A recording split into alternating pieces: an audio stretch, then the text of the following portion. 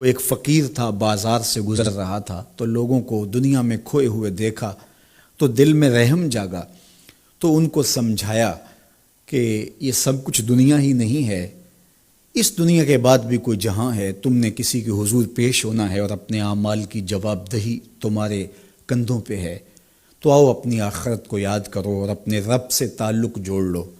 لوگوں نے کہا جا بابا کام کر، تجھے کیا پتہ کہ دنیا کی لذتیں کیا ہیں اور ہم کس کام کاج میں لگے ہیں، جا اپنا کام کر۔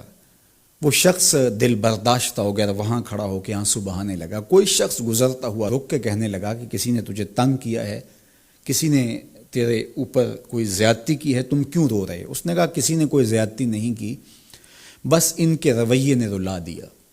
کہا کیا ہوا؟ کہا گزر رہا تھا، ان کو دنیا میں کھوئے ہوئے دیکھا، دل میں خیال جاگا کہ ان بندوں کی اور رب کی صلح نہ کروا دوں۔ تو کہا پھر کیا بنا؟ کہا وہ تو مان گیا تھا، یہی نہیں مانے۔ وہ تو کہتا تھا لے آ میری دہلیز پہ، میں سارے گناہ معاف کر دوں گا، ہم تو مائل بکرم ہیں، کوئی سائل ہی نہیں، لیکن ان سے بات کی تو یہ نہیں مانے۔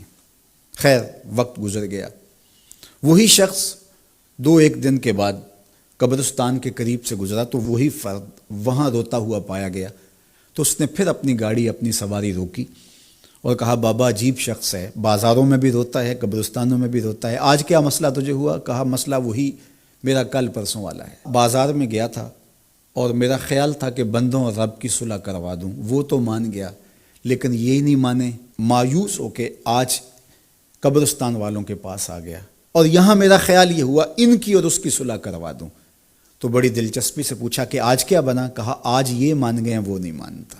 تو قبل اس سے کہ وہ وقت آئے اور ہم کہیں کہ یا لیتنی قدمت لحیاتی، ہائے میں نے یہ زندگی آخرت کے لیے آگے بھیج دی ہوتی، تو آج وقت ہے، وقت پر کافی ہے قطرہ بھی آب خوش ہنگام کا، جل گیا جب کھیت برسا می تو پھر کس کام کا۔ جنہوں نے اپنی زندگی گناہوں میں گزار دی، خواہشات نفس میں گزار دی، آرزوؤں اور تمناؤں میں بسر کر دی، دو دنی چار کے چکر میں پڑے رہے، دولت کے انبار لگ گئے، پھر بھی نفس رجا نہیں ہے۔